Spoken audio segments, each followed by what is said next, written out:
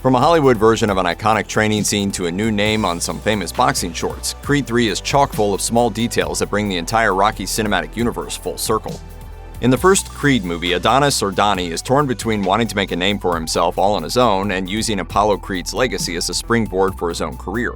After being deemed untrainable at every turn, he moves from Los Angeles to Philadelphia to train with his father's friend and former rival Rocky Balboa.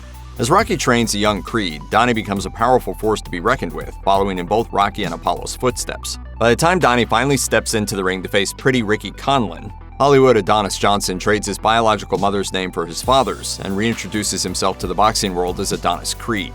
In honor of his past, Donnie sports the Johnson name on the back of his red, white, and blue boxing shorts with Creed displayed prominently on the front, as to not forget where he came from.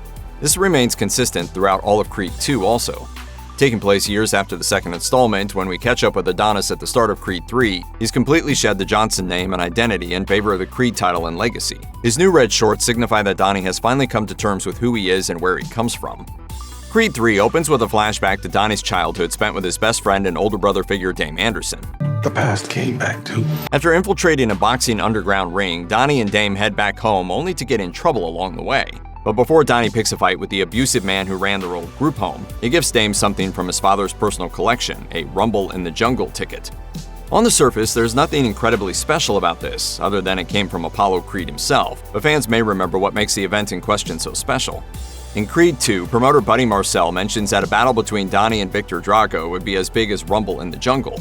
Though the fight between the sons of Creed and Drago was a long time coming, it's the battle between Creed and Anderson that's most like the actual event.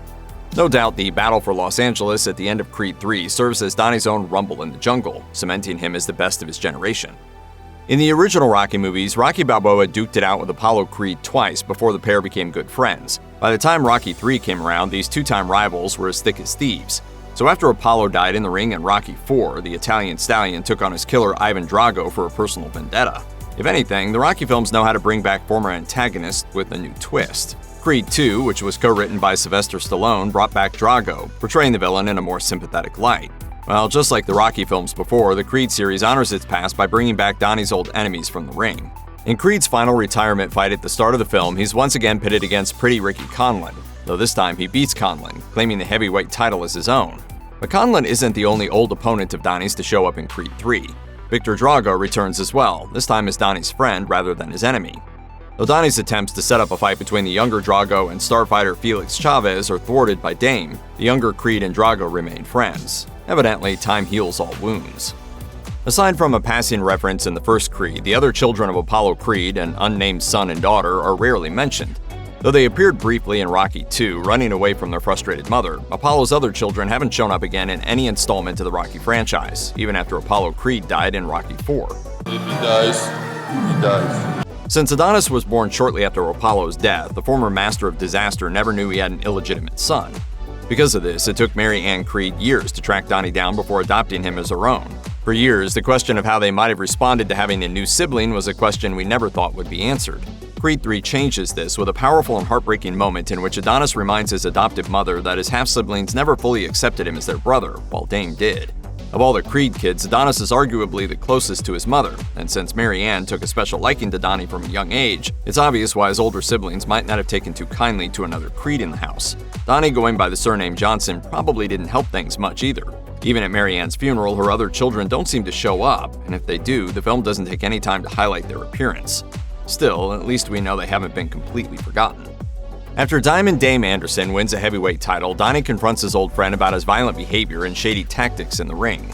Unfortunately, this conversation doesn't quite go as planned, and Donnie is ridiculed and even beaten by his former pal, who threatens to take everything he has. But there's one insult that Dame hurls at Donnie that the prizefighter can't stand: Baby Creed. When the news that Adonis Johnson was actually Apollo Creed's son broke out in the first Creed, it was without Donnie's involvement. Both he and Rocky were blindsided by the media leak, but they quickly overcame it and used it to their advantage. Donnie moved past the Johnson name, taking the Creed title for his own and fighting tooth and nail to rise to the top. Of course, with the Creed name came distinct challenges, namely the direct tie to his father's legacy and the imposter syndrome that spawned from it. In the first Creed, when he's called Baby Creed by the headliner at Bianca's performance, Donnie loses his temper and nearly beats the guy up. But by the time Dame calls him the same thing in Creed 3, Donnie's restraint shows just how much he's grown, and that fighting isn't about some childish need to prove himself worthy of the Creed name any longer. It's no secret that Sylvester Stallone didn't return as Rocky Balboa for Creed 3, despite remaining on as a producer. After some serious feuds with longtime Rocky producer Irwin Winkler, the star claimed that there wasn't much room in the flick for him anyway. While it's mostly true, the character's legacy is still a vibrant part of Creed 3. No, he doesn't get many mentions, but after his send-off in Creed 2, Rocky seems to have made peace with boxing. Rather, instead of calling up his old mentor for advice on how to deal with Dame, Adonis decides to take Rocky's teachings to heart, applying them faithfully to his fighting style and rigorous training techniques. During the unorthodox nature of his training montage, Donnie remembers one of his unc's most important lessons, that no matter who he's fighting, his toughest opponent will always be himself. Near the end of his training montage, Donnie is seen sparring on a runway with no one around for miles, and the only thing with him is a giant mirror. This gives him a full view of himself and his surroundings as he studies his own technique. Rocky's wisdom continues to bless Adonis as he goes into the battle for Los Angeles, hoping to secure his victory. Though he was born and raised in Los Angeles, Adonis Creed didn't become a household name until after he'd moved to Philly, trained with Rocky, and fully embraced the Creed legacy. After becoming a champion and starting a family, Donnie relocated across the country back to LA to be closer to his mom. Able to afford a new life of luxury, the Creed family embraced the Southern California lifestyle with ease. Creed 3 even takes the time to further explore their life in LA, namely through their relationship with their daughter. As Adonis trains to reclaim his heavyweight title from Dame, he follows Rocky's unorthodox training techniques and the advice of his longtime trainer Tony Little Duke Evers. Though he put his own spin on Rocky's famous climb up the steps of the Philadelphia Museum of Art in Creed, Adonis carves his own path forward in Creed 3, replacing the iconic steps with the hilltop above the Hollywood sign. While this is no doubt a nod to Rocky's steps, it's also a reflection of where Donnie came from. When he first began his career as a fighter, the young Creed was originally known as Hollywood Adonis Johnson.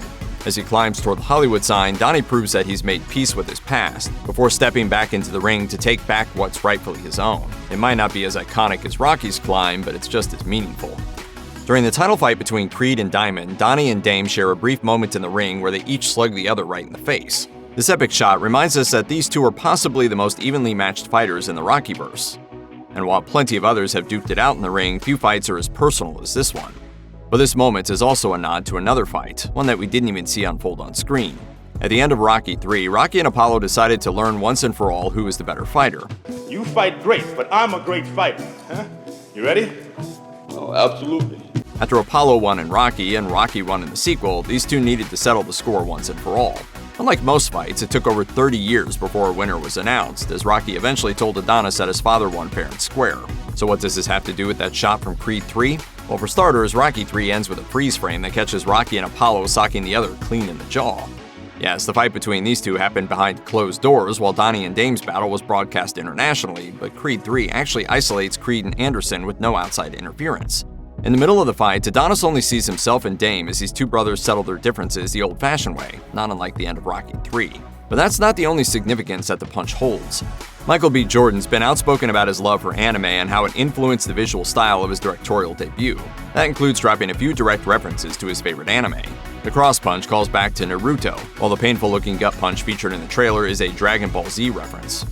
A huge theme throughout the Creed trilogy is that of making a name for yourself. At first, Donnie is afraid of the Apollo-Creed comparisons. Then he embraces the name, honoring both the Johnson title and Apollo's own legacy.